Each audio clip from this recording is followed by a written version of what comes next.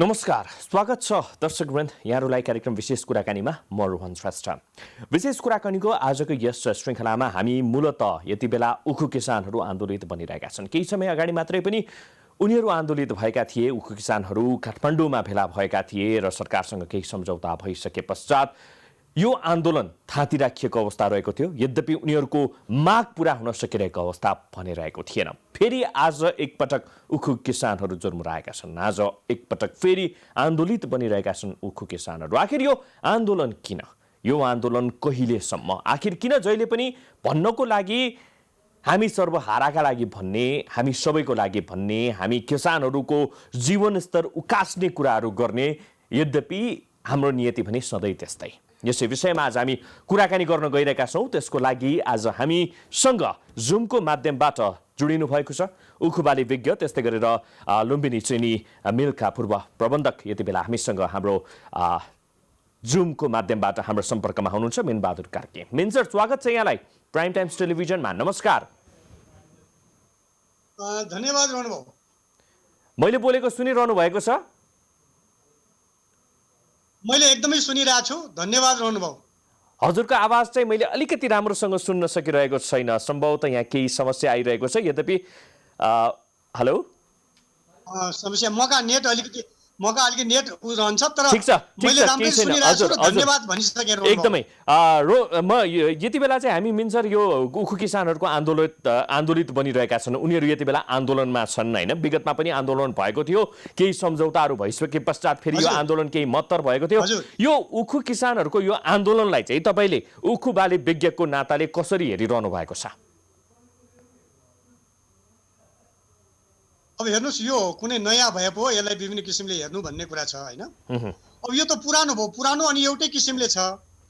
आज मैले देखेको चाहिँ हामीले 62 सालपछि आज 15 वर्ष भयो यो आन्दोलन निरन्तर देखिरहेछौँ हो।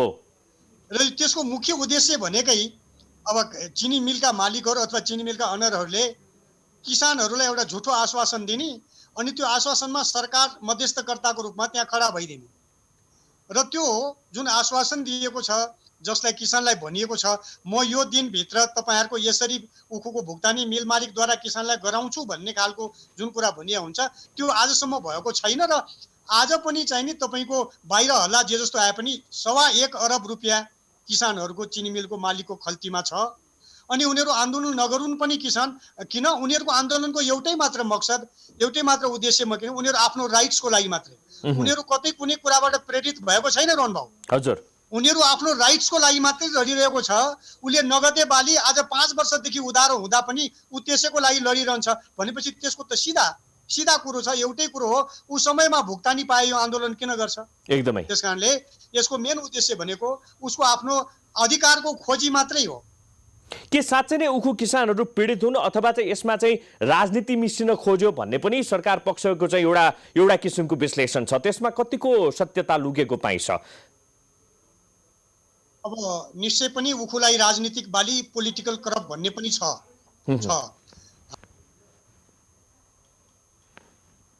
हजुर, उत्तर प्रदेश, महाराष्ट्रमा प्राय उखुको राजनीति गरेर केन्द्रीय राजनीतिमा पुग्ने मान्छेहरू छन् हैन। यसलाई पोलिटिकल करप्ट पनि राजनीतिक बालीको रूपमा पनि लिन्छ। तर नेपालमा त्यो कुरा त्यति धेरै होइन, त्यसमा त्यति धेरै सत्यता छैन।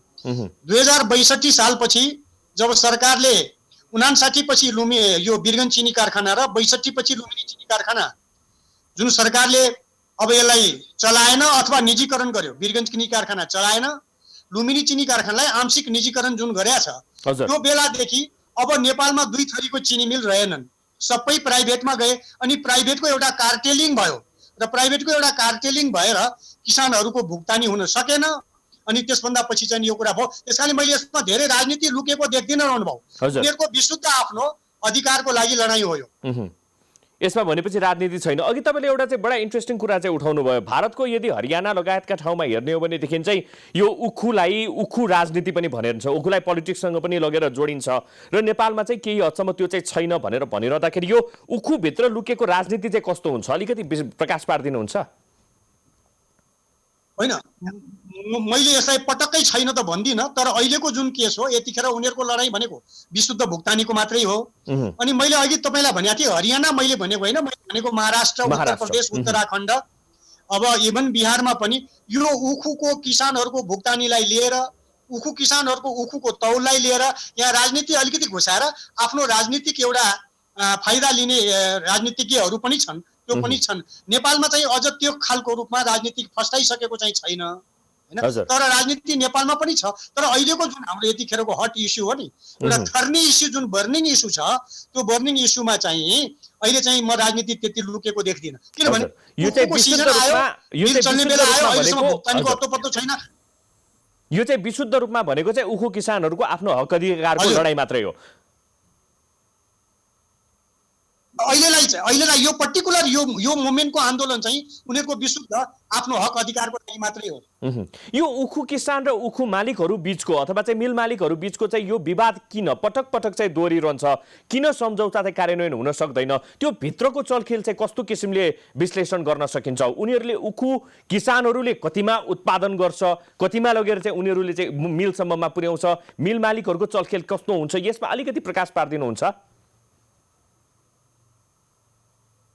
अब हेर्नुहोस् न, वास्तवमा चाहिँ एउटा किसानको उखु आफ्नो खेतमा उत्पादन गर्नलाई चाहिँ अहिलेको अवस्थामा 1 क्विन्टलको 325 रुपियाँ लागिराखेको छ। यसलाई उत्पादन लागत भन्छौँ हामी। हजुर। अब यसको विश्लेषण मैले अहिले तपाईँलाई धेरै डिटेल त दिन नपाउँला, किनभने हामीसँग समयको सीमाबन्दी छ, पाबन्दी छ। 1 क्विन्टल उखु किसानको खेतमा उत्पादन गर्नलाई 325 रुपियाँ लागिराखेको छ। नियम त उसको भुक्तानी उखुको भाउको चाहिँ हुनुपर्ने यतिखेर के हो भन्दाखेरि 325 को डबल कमसे कम अर्थात् 650। तर सरकारले अहिले तोकिदिएको छ, अब हाम्रोमा ठ्याक्कै यो नियम लागू गर्न नपाइएला, सरकारले अहिले तोकिदिएको छ, एउटा प्रस्ताव गरेको छ 544 रुपियाँ, जुन पोहोरभन्दा 8 रुपियाँ बढी भयो। पोहोरको 534 रुपियाँ। तर त्यसको कुरा किसानहरूलाई चिन्ता होइन, मैले अहिले बुझेसम्म किसानहरूलाई त्यसको चिन्ता छैन। 8 रुपियाँ पोहोरको भन्दा घटाएर पनि दिनुहोस्, तर किसानहरूले चाहिँ एउटा नगदे बालीको रूपमा उखु खेती गरिसकेपछि उसले आफ्नो समयमा त्यो उखु बाली चाहिँ मिलमा लिएर आपूर्ति दिन सकोस्। र आजभन्दा 25 वर्ष पहिले लुम्बिनी चिनी कारखानाले घर घरमा लगेर भुक्तानी दिन्थ्यो, गाउँ गाउँमा लगेर सेवा केन्द्र राख्थ्यो, गाउँ गाउँमा उखु खरिद गर्ने केन्द्र राख्थ्यो, अनि 3-3 वर्षमा उखु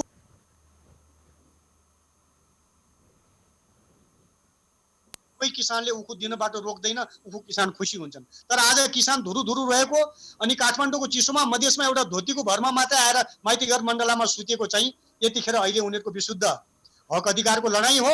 र यसमा यो कुरा कसले गर्दा, कसको लापरवाहीले गर्दा भन्नुभयो होला भने विशुद्ध रूपमा म स्पष्ट भनिदिन्छु, सरकारको लापरवाही भन्दा अरूको केही पनि छैन। यसमा दोष सरकारकै हो, यसमा जिम्मेवार सरकार मात्रै हुनुपर्छ। उखु चिनी मिल मालिकहरूको नि चिनी मिल मालिकको त दोस्रो कुरा भयो। चिनी मिल त सरकारको छाता अन्तर्गतै पर्यो नि, सरकारको छाता अन्तर्गतै चिनी मिल मालिकहरू पर्छन्। मैले तपाईँको टेलिभिजनबाट पनि कहिले कहिले भन्या हुँला, त्यो के भने ठिक छ एउटा चिनी मिलको मालिकले उत्पादित चिनी समयमा बेच्न सकेन भने आखिर देशले त अहिले 50% जस्तो आयात गरिरहेको छ भने सरकारले त्यो चिनी केही समयको लागि किनि नदिएको, त्यो किनेर अहिले उसलाई चाहिने चिनी मिल मालिकहरूलाई पैसा दिएर किसानको समयमा पेमेन्ट किन गर्न नलाग्यो? अब ऊ चाहिँ सरकार चाहिँ कानमा तेल हालेर बस्ने, अनि चिनी मिलवालाहरू भन्छन् मेरो गोदाममा चिनी छ। वास्तवमा तपाईँ हेर्नुहुन्छ भने गोदाममा चिनी छैन, सबै बेचिसकेको अवस्था छ। त्यस भएको भएर हामी के भन्छौँ भने यसमा विशुद्ध लापरवाही सरकारको, उद्योग मन्त्रालय र आपूर्ति मन्त्रालयको, वाणिज्य मन्त्रालयको भन्दा अरूको छँदै छैन। यिनीहरू इमान्दार छैनन्। त्यस कारणले आज 5 लाख उखु किसानको परिवार, 1 लाख किसान मूल मालिक, 1 लाख घरको मालिक, 5 लाख किसान आज रुनु परेको र यो 15 वर्षदेखि रुनु परेको कारण यही हो। सरकारको लापरवाही, सरकारको निर्जीवता, सरकार निर्जीव हो यो मानेमा। अब के त सधैँ यसरी चाहिँ किसानहरू सधैँ नै पीडितै बनेर बसिरहने? हजुर, अब सधैँ किसानहरू यसरी पीडितै बनेर बसिरहने, किनभने तपाईँले पनि भर्खरै भन्नुभयो यो चाहिँ 2062-63 देखि चाहिँ सुरु भएको, उनीहरू अहिले यत्रो 10-15 वर्ष भइसकेका छ, अझै पनि चाहिँ उनीहरू पीडामै छन्। र आज यसरी चाहिँ यति चिसोमा चाहिँ काठमाडौँ आएर एउटा चाहिँ आन्दोलन गर्नुपर्ने परिस्थिति चाहिँ सृजना भएको छ भन्दाखेरि के सधैँ किसानहरूको नियति त्यस्तै बनिरहने हो? होइन होइन, यो गर्न सकिन्छ। त्यो समस्या नै होइन जसको समाधान हुन्न। मैले समस्याको परिभाषा भन्दाखेरि भन्छु त्यो समस्या नै होइन जसको समाधान हुन्न। त्यसकारणले यसको समाधान चाहिँ के हो भने अहिले पनि म फेरि पनि भनिरहेको छु, धेरै धेरै कृषि टेलिभिजनबाट पनि मैले भनेको छु, काष्ठमण्डपबाट पनि भनेको छु, एभिन्यूजबाट पनि भनेको छु, आज तपाईँको प्राइम टेलिभिजनबाट भन्दैछु, यसको समाधान भनेको बिर्गन चिनी कारखानालाई सास हालेर बिउत्याउनु पर्यो। नवलपरासीको सुनौल लुम्बिनी चिनी कारखानालाई त्यो जुन जसलाई हामीले आंशिक चाहिँ नि तपाईँको उसमा दिएको छौँ, ठेक्कामा दिएको छौँ, त्यो फिर्ता लिनु पर्यो। यो दुईटा सरकारी स्तरमा चलाउनु पर्यो। अरू 13वटा जुन छन्, जम्मा अहिले 15वटा सङ्ख्या छ, अरू 13वटालाई त्यो सरकारी चिनी मिलसँग तुलना गर्दै चलाउनु पर्यो। अनि त्यो चिनी मिलको जहाँ सरकारी चिनी मिलले गरेको छ, प्राइभेटले के हदसम्म गर्न सक्छ त्यो गराएर बिस्तारै नेपाली किसानहरूको लागि सुनौलो दिनको खोजी गरिदिनु पर्ने हुन्छ। अब अहिले त सबै प्राइभेटमा छन् अनि प्राइभेट मिल मालिकहरूको कार्टेलिङ हुन्छ, उनीहरू रेट पनि आफ्नै गर्छन्, भुक्तानी पनि आफ्नै किसिमले गर्छन्, अनि सरकार मुखदर्शक हुन्छ अनि नाटक गरिदिन्छ। किसानको आन्दोलन भएपछि यसो मिल मालिकलाई बोलाउँछ, एउटा सम्झौता जस्तो गरिदिन्छ, उसको केही निजी स्वार्थ होला। अब तपाईँलाई हामीलाई थाहा छँदैछ, बेसार पहेँलो भनेपछि कोट्याएर देखाउनु परेन, स्वार्थ के छ हामी सबैलाई थाहा छ। त्यो पनि नेपालको सरकार, नेपाली कुराहरू हामी सबैलाई थाहा छ। आज मात्रै मैले भनेको छैन, आज लेफ्टिस्टको सरकार छ यसलाई मात्रै भनेको छैन, जुनसुकै सरकार किसानको निम्ति नेपालमा इमान्दार बन्न सकेको छैन। त्यस कारणले गर्दा यो भयो। अब अहिलेलाई चाहिँ म के भन्छु भने यसको समाधान भनेको हाम्रो बिर्गन चिनी कारखाना र लुम्बिनी चिनी कारखानालाई पूर्ण सरकारी स्वामित्वमा पुनः फर्काउनु पर्यो र यिनीहरूलाई आधार मानेर, यिनीहरूलाई कसी मानेर अरू प्राइभेट मिलहरू चलाउनु पर्यो। सरकारले राम्रो संरक्षण दिनु पर्यो, भुक्तानीको जिम्मा सरकारले लिदिनु पर्यो। अनि अब किसानहरूको कुरामा तौल, उखुको बिउ, उखुको जात अनि समयमा भुक्तानी, गाउँमा सेवा केन्द्र, प्राविधिक रेखदेख, मलखादको, सिँचाइको, कीटनाशक विषादीहरूको सबैको बन्दोबस्तमा सरकारले सहयोगी हात बढाउनु पर्यो। त्यसो भयो भने यो जटिल समस्या 15 वर्षदेखिको जुन क्रोनिक समस्या छ त्यसको समाधान छ रोहन भाउ। यो क्रोनिक समस्या समाधानको लागि चाहिँ दत्तचित्त भएको पाइएको छैन, चाहे जुनसुकै सरकार आओस्। अब यही फेसहरूबाट चाहिँ हामीले चाहिँ यो क्रोनिक समस्यामाथि अथवा चाहिँ यो क्रोनिक डिजिजमाथि चाहिँ पार पाउन सक्छौँ भनेर आशा गर्ने ठाउँ छ? निश्चित रूपमा छ। निश्चित रूपमा किन छ भने वास्तवमा चिनी उद्योग त्यो उद्योग हो जसको चिनी उखुको हरेक कुराहरू हामीले युजमा ल्याउन सक्छौँ। चिनी मात्रै होइन, चिनीबाट मुख्य उत्पादन भयो भने अर्को सह उत्पादन भन्ने हुन्छ। सह उत्पादनमा खुँदो भन्ने मोलासेस आउँछ, बगास भन्ने छोक्रा आउँछ, स्पिरिट आउँछ, अनि अर्को चाहिँ प्रेसमड भन्ने आउँछ। यी सबैको आफ्नो आफ्नो बडा महत्त्वपूर्ण चाहिँ नि युज छ, प्रयोग छ। त्यस कारणले गर्दा चिनी मिल मालिकहरू कहिल्यै घाटामा हुँदैनन्। अब हामी चाहिँ सरकारी चिनी मिल हुँदा प्राइभेट मिलहरूले भन्दा बढी जनशक्ति राखेर पनि आजभन्दा 20-25 वर्ष पहिले नेपालको चिनी मिलहरूलाई 125% चलाएर पोर्तुगल जस्तोमा बेच्ने मै नै हुँ। एउटा नेपालको चिनी विदेशमा आयात, आज यो कुरा किन आउन सकेन? नेपालको चिनी विदेशमासम्म पनि बेचिन्थ्यो, पोर्तुगलसम्म पनि हामीले चाहिँ लगेर बेचिया थियौँ। निर्यात हो रोहन भाउ। हजुर हजुर मिन सर, हेलो मिन सर, हजुर हामी सुनिरहेका छौँ। हजुर हजुर, नेपालको चिनी पोर्तुगलसम्म पनि निर्यात हुन्थ्यो। 2052 सालमा पोर्तुगलमा बेच्ने म नै हुँ। आज ती बेच्ने त कुरै छोडौँ, हामी आधा भन्दा बढी, हाम्रो राष्ट्रिय मागको आधा भन्दा बढी चाहिँ बाहिरबाट आयात गरिरहेछौँ। त्यस्तो अवस्थामा पनि सरकार त्यो चिनी र चिनी मिलहरूको किसानहरूको बारे सरकार संवेदनशील छैन अनि एउटा राम्रो नेतृत्व दिन सकिरहेको अवस्था छैन। अनि कसरी हुन्छ? अहिले हामीले हजुर यो समाधानको पाटोलाई लिएर पनि किसान, चिनी मिल मालिकहरू, त्यस्तै गरी चाहिँ सरकार चाहिँ दत्तचित्त भएर लागिरहेको छैन भनेर चाहिँ हामीले भनिरहँदाखेरि हाम्रो अहिले चाहिँ यो के कति रूपमा चाहिँ चिनी आयात हुन्छ, त्यस्तै गरेर नेपालकै प्रडक्टलाई चाहिँ हामीले कुन रूपमा कसरी चाहिँ चिनीमा परिणत गरेको अथवा चाहिँ बनाइएको अवस्था रहेको छ, यो प्रोसेसिङको बारेमा अलिकति बताइदिनुहोस् न मिन सर। मैले प्रश्न राम्रो सुन्न पाइनँ। हजुर, यो चिनी प्रोसेसिङको विषयमा अलिकति राम्रोसँग डिटेलिङमा बताइदिनुहुन्छ। हाम्रो चाहिँ नेपालमा कति प्रश्न राम्रो सुन्न पाइनँ। हजुर, मेरो आवाज सुनिरहनु भएको छ अहिले? हेलो, अब सुने रोहन भाउ। हजुर, यो चाहिँ कस्तो किसिमले हाम्रोमा चाहिँ कतिको चाहिँ परिणाममा चाहिँ यो चिनी बन्द छ अथवा चाहिँ के हो उखु खेती हुन्छ, यस विषयमा अलिकति जानकारी गराइदिनुहोस्।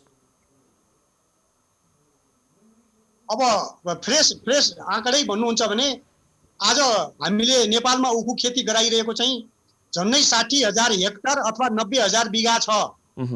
60,000 हेक्टर, यसलाई 90,000 बिघा भन्दा हुन्छ, त्यति छ। यसको राम्रो उत्पादन हुने हो भने 3 करोड 25 लाख क्विन्टल उखु उत्पादन हुन्थ्यो। 3 करोड 25 लाख। तर विगत 3 वर्षको कुराहरू हेर्दाखेरि हामीले 1.5 करोड क्विन्टल भन्दा बढी उखु उत्पादन गर्न सकेका छैनौँ र उखुको क्षेत्रफल घटेर करिब 40,000 हेक्टर अथवा 60,000 बिघामा खुम्चिसकेको छ अहिले। त्यसकारणले गर्दा अब अहिले चाहिँ यसलाई रिभाइभ गरेर तपाईँले अघि भन्नुभएको जस्तो के गर्यो भने समाधान हुन्छ, फेरि यी किसानहरूले किन रुनु पर्दैन भन्ने कुरामा चाहिँ यो दुईटा चिनी मिल बिउताउने बित्तिकै र त्यो खेतीपाती हामीले 3 करोड क्विन्टल उखु उत्पादन गराउने बित्तिकै फेरि हामी पुरानो 52 सालको लयमा फर्किन्छ। यो क्यास क्रप हुँदाहुँदै पनि के कारणले गर्दाखेरि चाहिँ उखु किसानहरू यसमा चाहिँ उखु खेती गर्नको लागि चाहिँ अग्रसर भएको पाइँदैन अथवा चाहिँ उनीहरूको रुझान रहेको पाइँदैन? समस्या भनेको चाहिँ फेरि पनि गएर त्यो मूल्यसँग अथवा चाहिँ आफूले लागत मूल्य नपाउने यसैमा नै गएर जोडिन्छ।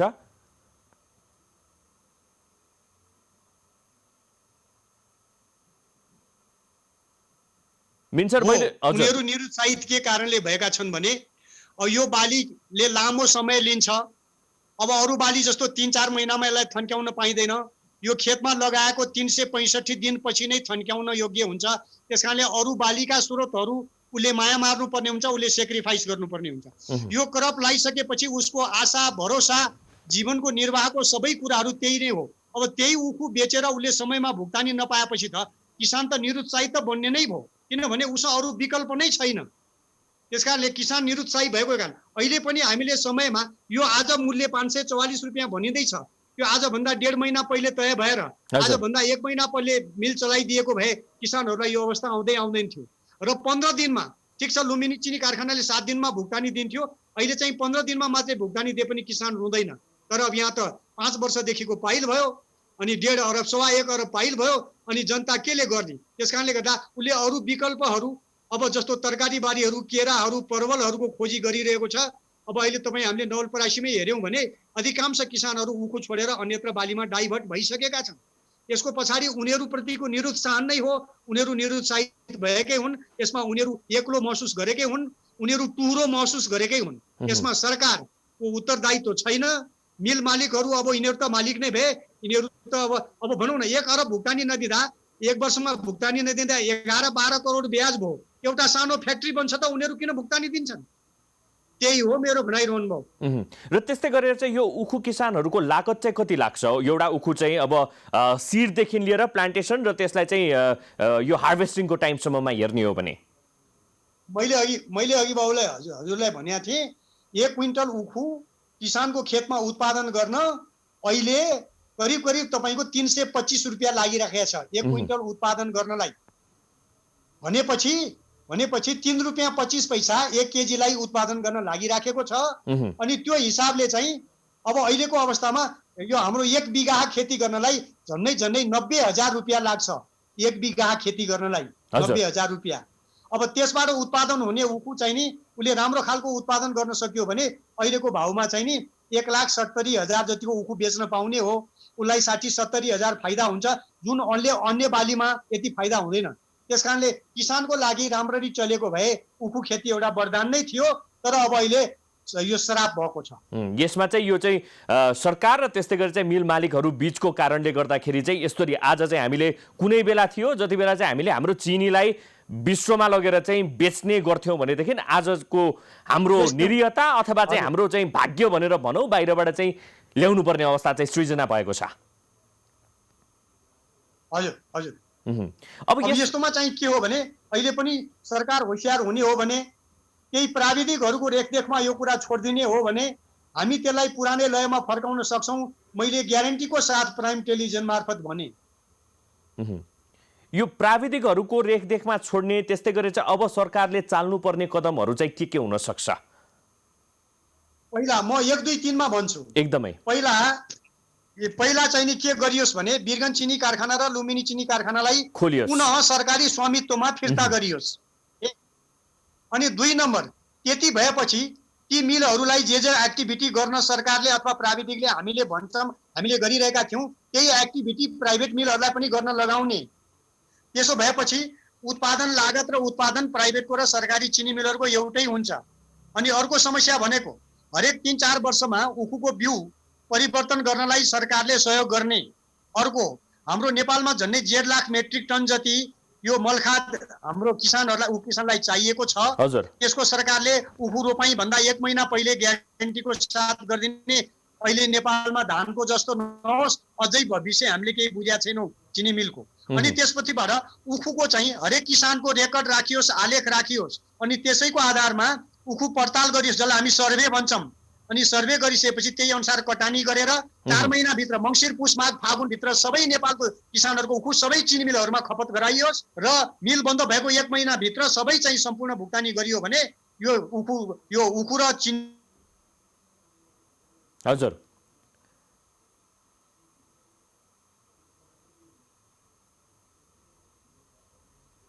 हजुर हजुर मिन सर, तपाईँको आवाज काटिएको अवस्था रहेको छ।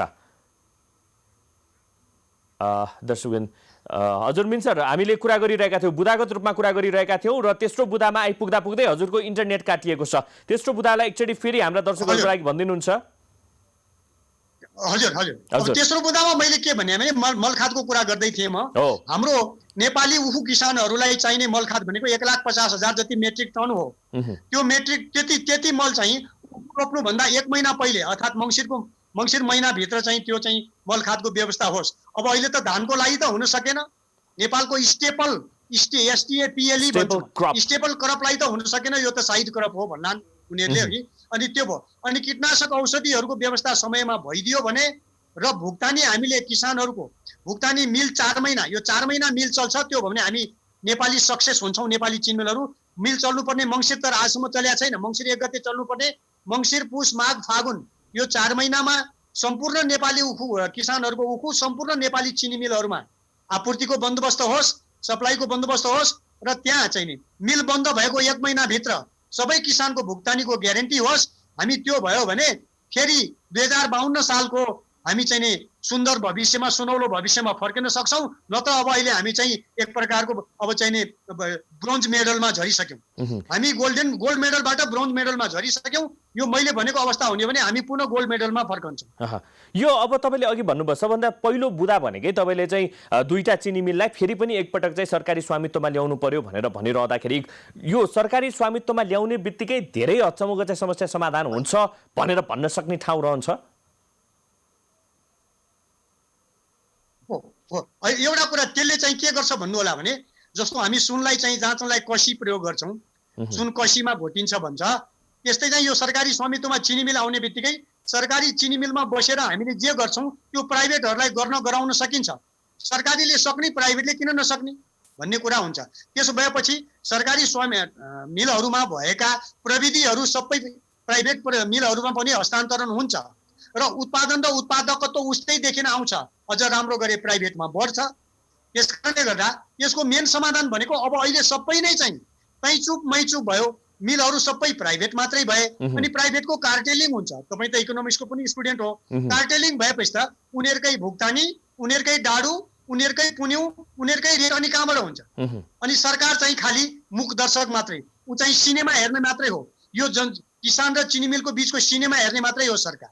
त्यसो भएर यदि दुईटा चिनी मिललाई हामीले सरकारी स्वामित्वमा फिर्ता गर्न सक्यौँ भने त्यसले गाइड गर्छ, त्यो गाइडलाइन हुन्छ, त्यो संरक्षक हुन्छ र त्यसले चाहिँ नि सबै चिनी मिलहरूलाई एउटा ट्र्याकमा ल्याउँछ। यो सरकारी पक्षले नै के ट्र्याकमा ल्याउन चाहिँ नचाहेको भनेर बुझ्दा हुन्छ, किनभने 2062-63 देखि अथवा चाहिँ 2061-2060 देखि नै भनेर भनौँ, यो चाहिँ विगत लामो समयदेखिको आन्दोलन र भर्खरै मात्र यही वर्ष पनि, यही आर्थिक वर्षलाई नै हेर्ने हो भने पनि पटक पटकको चाहिँ आन्दोलन रहेको छ भन्दाखेरि के यो सरकारी पक्ष नै साँच्चै नै यसप्रति उदासीन बनेको हो, साँच्चै नै समस्या समाधान गर्न नचाहेको हो, किसानलाई सधैँ नै रुवाउनै चाहेको हो भनेर बुझ्दाखेरि कतिको ठीक होला अथवा नहोला?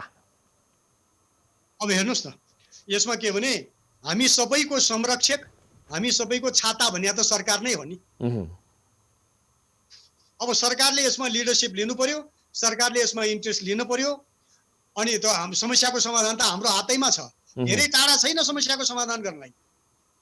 हजुर हजुर।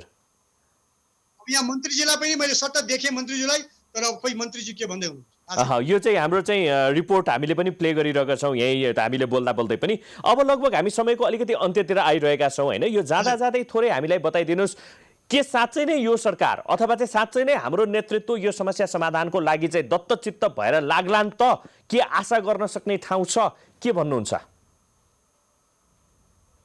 म यसै अवस्थामा यही संयन्त्रमा कुनै आशा देख्दिनँ, किनभने धेरै भयो र अब अहिले कसैले गर्न चाहेको भए यतिखेर ऐपछि भन्दा पहिले भन्दा अलिकति सरल समय हो कि सजिलो समय हो कि जस्तो मलाई लाग्थ्यो, तर सायद मलाई लागेको कुरा नै झुटो रहेछ जस्तो लाग्यो। मैले अब अहिलेकै संयन्त्रमा अहिलेकै सञ्जालमा यसको छिटो समाधान, अलि नजिकैको समाधान देखेको छैन रोहन बाबु। हजुर मिन सर, यहाँलाई धेरै धेरै धन्यवाद। हामीलाई चाहिँ समय उपलब्ध गराइदिनु भयो आजको यस अब कृषिमा उखु किसानहरू चाहिँ यति बेला आन्दोलित बनिरहेको बेलामा यहाँले आफ्ना विचारहरू राखिदिनु भयो। यसलाई कसरी समाधान गर्ने भन्ने किसिममा पनि आफ्ना विचारहरू राय सुझाव राखिदिनु भयो। यहाँलाई धेरै धेरै धन्यवाद मिन सर। धन्यवाद अनुभव यहाँलाई पनि। मैले यो समय यतिखेर चलेको सबभन्दा थर्नी हट इस्यु हो, यसबारेमा आफ्नो विचार प्रवाह गर्ने राखिदिनु मलाई मौका दिनुभयो। दर्शकहरूलाई पनि केही हदसम्म मैले जानकारी गराएँ होला भन्ने आशा राख्दै तपाईँ र तपाईँको टेलिभिजनको सम्पूर्ण परिवारलाई धन्यवाद दिन चाहन्छु। हजुर, धेरै धेरै धन्यवाद। नमस्कार। दर्शक, उहाँ हुनुहुन्थ्यो लुम्बिनी चिनी मिलका पूर्व प्रबन्धक मिन बहादुर कार्की। त्यस्तै गरेर उहाँ उखु बाली विज्ञ पनि हुनुहुन्छ। भर्खरै मात्रै हामीले उहाँसँग थोरै कुराकानी गरेका थियौँ यो जुमको माध्यमबाट, किनभने यति बेला आज उखु किसानहरू आन्दोलित बनिरहेका छन्। विगत पनि आन्दोलन भएको थियो, भर्खरै मात्रै हामीले सुनिहाल्यौँ। कुनै बेला हाम्रो चिनी पोर्चुगलसम्म पनि पुग्थ्यो, पोर्चुगलसम्म पनि हामीले चाहिँ निर्यात गर्न सक्थ्यौँ। तर आज मुलुकको विडम्बना, हाम्रो विडम्बना, हामीले चाहिँ यस्तो किसिमका समस्याहरू चाहिँ मुलुकभित्रै घटिरहेका छन्। भन्नको लागि चाहिँ आर्थिक क्रान्ति भन्ने, आर्थिक क्रान्तिको लागि सबैभन्दा उत्तम उपाय भनेकै कृषि र त्यस्तै गरी चाहिँ टुरिज्म भन्ने। तर कृषि किसान जसले चाहिँ आफ्नो पसिना बगाइरहेका छन् उनीहरू नै पटक पटक मारमा पर्ने। कस्तो विडम्बना! यसको लागि छिटोभन्दा छिटो नियमन निकाय अथवा भनौँ सरकारले उचित कदमहरू चालोस्, हाम्रो भनाइ पनि यति नै रहन्छ। यो सँगै हामी विशेष कुराकानीबाट बिदा हुन चाहन्छौँ। हेर्दै रहनुहोला प्राइम टाइम्स टेलिभिजन। नमस्कार।